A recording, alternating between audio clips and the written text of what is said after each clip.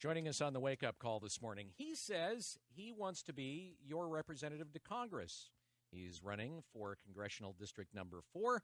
Joining us on the wake-up call this morning, live and direct in the studio, Stefan Strek on the wake-up call. Stefan, thanks for being with us. Yes, yo, good morning. Thanks for having me. This is excellent. Yeah, yo, coffee, crushing it.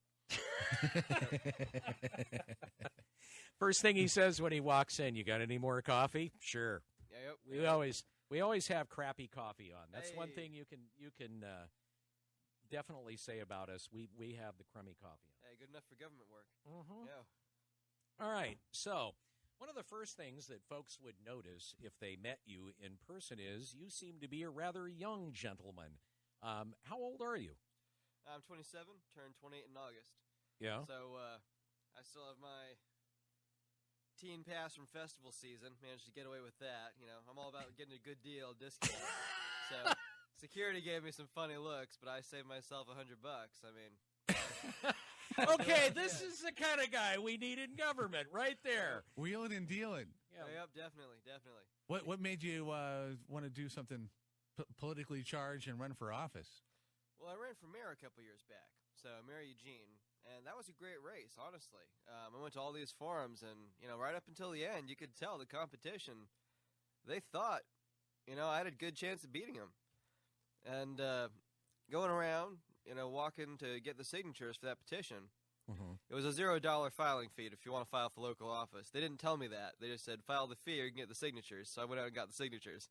Yeah. And I talked to tons of people, probably like, you know, hundreds of signatures. I talked to about 1,000 people that told me I would vote for you if I could, but I don't live within the city limits. So I figured. Oh, were you over collecting signatures in Springfield or something? No, Eugene. Okay. No, just in Eugene, just people out of town visiting to do their business from the country. Yeah. And they just say, hey, I support you. I love what you're doing, but, you know, I live out of town because I hate dealing with all the liberal politics and the taxes. So I figure I'll, you know, fight to represent the people that say they want to vote for me. Okay. Go for the bigger district. Now, are you a U of O student? Yes. I'm on my last section. I just need 12 credits to finish up my French minor.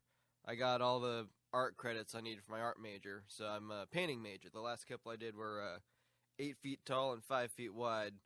You know, I put the whole mini stretch of murals bars together. Oh, yeah, I guess you could call it that, a mini mural. Yeah, that's one way to put it. So when you are elected, you can do your own portrait in the wherever. Yeah, none of office. that silly jungle business. We'll get something a little bit more official looking. I really enjoy my work, and I love art. I've always done different types of art, you know, ever since I was like, you know, 5 years old. And I dropped off for a while and went into my first painting class. Teacher says, draw this coffee mug or paint this coffee mug with black paint. So I'm like, all right, I got this. I've totally got this. So I do this, and it looks like a square with another square sticking off of it. And I was like, my God. What have I done? You know, but hey, it's all about learning, you know. So that must have been like close to 10 years ago at this point. What? Okay, so I'm pretty solid on it now. Art major, minor in French. Why politics? I mean, aside from the mayoral race, why? Well, and everybody says they hate Washington, D.C., but I love Washington, D.C. It's where I've been going ever since I was like 5 years old to visit family. And I remember seeing the Statue of Lincoln the first time and reading those inscriptions off the ceiling. You know, all men are created equal. You know, that's very true. You know, all women are unique, but all men are equal. You know, I like to say that. And, you know, there was a guy there watching me speak the inscription, and I could just tell by the way he was looking at me that this is important. You know, this matters. And, you know, I just want to do everything I can to represent the people and get some real representation back in Congress so we can get some work done. Like, these people in there right now, they don't do any work.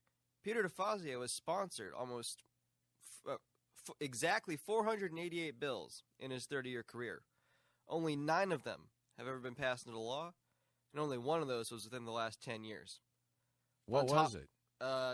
It basically takes away the sovereign rights of Native Americans on the coast manage their forestry land and gives that over in trust to the federal government.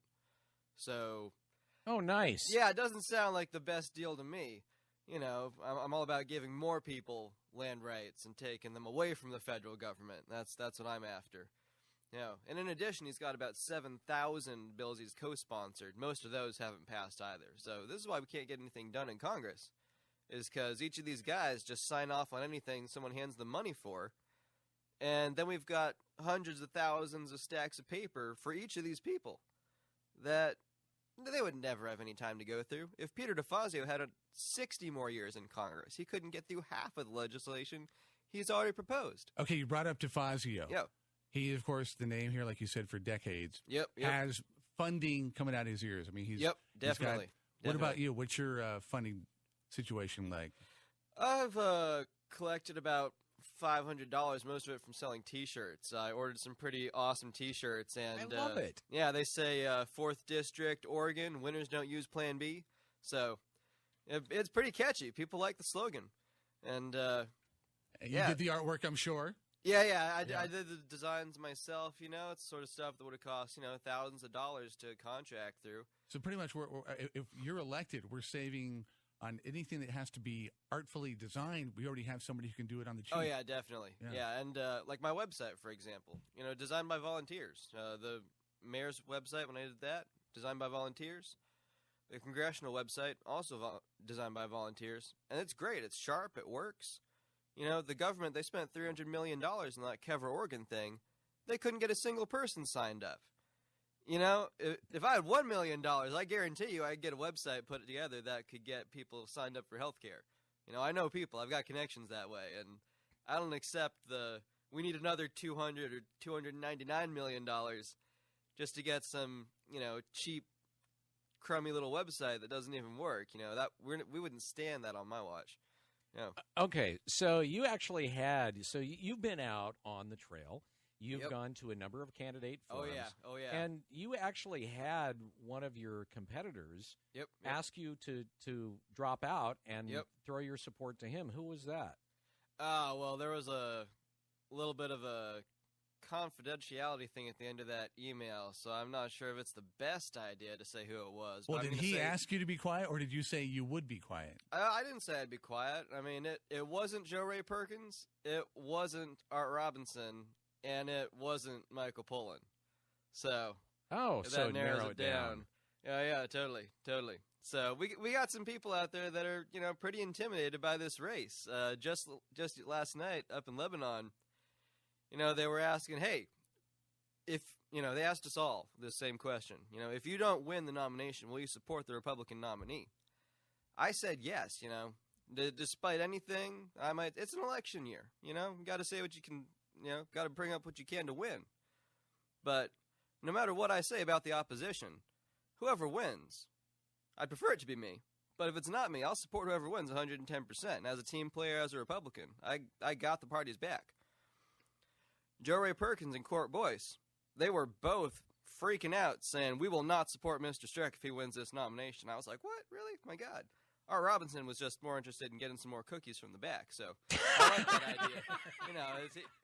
We get along pretty well, honestly. I've mentioned it at the Lane County Forum that if I do win the nomination and I do win the election, Mr. Robinson is my top pick for Chief of Staff. So he was like, oh, man, why would you do that to me? Chief of Staff gets fired after 6 months every time. So that was pretty good, honestly. It's been a great campaign. I've really enjoyed the competition. And we've got one more forum coming up on Monday. That's going to be a 4 or 5-way radio conference. So that's going to be the final showdown for the election. But every single time I go to one of these forums, I come away with a stronger position, winning more supporters. And I've got more social media traffic than any of the competition. It's pretty impressive. I got over 10,000 Twitter followers. We're getting that number up Wow. steadily. Yeah. At the exchange that you talked about, Give the Twitter just a second, Rob, and hold the question. Yeah. Give your Twitter handle. The Twitter handle is @RealStefan Strek. That's STEFAN STREK. are there people trying to impersonate you, or what? The real? We have the real wine Julia coming up. Yeah. Well, people keep, liberals. They kept attacking my campaign, being like, "Is this a parody account? Nobody could possibly be this right wing." And I just hit him back. This is the real Stefan Strek. This is what I'm all about. The real deal. Opposing gun control and opposing the limousine liberal establishment, which is completely controlled by fake news and dirty money. At the exchange you talked about, Yep. where Art went for the cookies. Yep. Of course, you probably thought you came off probably verbally the most impressive. If Definitely. it was a close second, who came in second? Art Robinson. Honestly, he's won this 4 times in a row. He's got that laissez-faire attitude, like, hey, if they're going to vote for me, they're going to vote for me. If not, I've already won 4 times in a row, so 4 to 5 isn't bad. Well, he's won and lost 4 times in a row. Well, yeah, won the nomination at least. It's he's taking it low stress, and I respect someone who takes a low stress attitude. In politics, it gets a little bit heated. You get a lot of questions from people about policy and stuff like that. Lots of different special interest groups, and I'm doing my best to keep it low stress and have a positive attitude about everything. Okay, so as best I can. So let's just make a stretch and say, all right, you don't win the nomination. Where do you go from here in your political career? Well, I'd probably sign on with the Robinson campaign and help him actually win because, honestly, I think he just needs some better business cards. Well, he doesn't have business cards. I showed him my business cards. He was like, oh, man, those are professional looking. I don't even have business cards. Yeah. He didn't have really? Yeah, he designs signs for basically every Republican candidate on the West Coast, but doesn't have business cards. By the way, Stefan Strek joining us in totally. studio. Yeah. I want to ask you, let's make it a stretch and say you get elected. Yep. First, it's 3 this things. Close. I got a call from Washington, D.C. this week. Like, it is less than a 5,000 vote difference First, to win this nomination. 3 things that you do when you're in office and you're sitting kicking your feet up on the desk. Yep. What are the first 3 things that you do? Number 1 is to introduce federal legislation that puts federal penalties against anyone infringing our Second Amendment rights. That means all those local legislators that are passing anti-gun bills and all the local judges, rogue judges, that are enforcing those unconstitutional laws, slap them with some federal penalties. We have to have a zero-tolerance policy on giving up our constitutional rights. Because when we lose the Second Amendment, can't have your guns, then they say you lose your First Amendment. You can't say what you want. Then you're sitting in your house quietly, you get a knock on the door from the government, and they say you can't have your house anymore. We're taking your property. That's what happens every single time in every fascist, communist dictatorship around the world through history. This repeats itself, and I'm not letting it happen here in America. Okay, number 2. Yeah, number 2 is protect veterans. I want to get veterans access to non-VA doctors because I've done the walk-in and talked to people on the street level. Besides jobs, which veterans need, they need access to non-VA doctors so they can get their health care needs prioritized. Talking to too many that said, if you go in there, you tell them anything less than a 10 out of 10 on the pain scale, they won't give you surgery. They just send you right back out the door. And that's not right. And the same with the housing. I've heard of veterans being on the housing list for 6 months to 2 years. And if we're giving housing to illegal immigrants, like it's free candy, but veterans who have fought and risked their lives for our country, can't get housing, there's something really wrong with that. And that's a problem with the priorities in the government. Number 3. Number 3 is the foster program. So I want to take care of children in the foster care program and senior citizens in the foster care program too. There was an amazing young woman who was one of my roommates this last year. Girl works super hard, nights, weekends, overtime as a CNA to help people that were in need. That's what she was about, is caring for people. She had 3 surgeries in 3 weeks. Wisdom teeth, then broke her ankle, then tonsils out. So she was, down for a minute, couldn't do the work to pay the rent, and her social worker was supposed to do the work to have the state pick up the tab. It's not that much money, like $600. I'm sure the social worker got paid more money than that for not doing the work, So I called up the social worker and said, hey, what's going on? We got to get this money. What's the deal? a week after rent's due.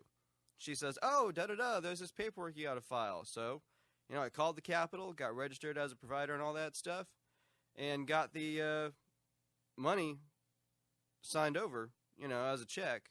Mm-hmm. But it still took an extra week. In a regular apartment, her rent would have been at least 2 weeks late because of the complete incompetence of that social worker, who obviously doesn't care about the children she's supposed to be taking care of. And this girl's 19, not like a young child, but still, that's a young woman who deserves protection from the state. She deserves to have security to be in a good home. And when she moved out, I personally gave her $500 to help start her off in her new apartment, which she got through, just getting through the system and dealing with their BS, basically. It's a hard worker. I really respect this young lady. And she is working hard to better herself and succeed in her career in school. And these are the people that are getting left behind by the government. Yeah. Stefan, we're unfortunately out of time. I want you to be able to give all the different things you got there. Yep. Website is www.votestrek.com. Like Star Trek with an S, VOTESTREK. I like to give a shout out to my mom. Happy early Mother's Day. Love you tons. If I win the nomination, sorry, I'm running as a Republican still. She is a diehard liberal. And I can't change who I am, but, she's getting some flowers for Mother's Day. So there we go. And Twitter handle. Twitter handle is @RealStefanStrek. STEFANSTREK. Facebook. Facebook. www.facebook.com/votestrek. All right. Stefan, you've got a great card.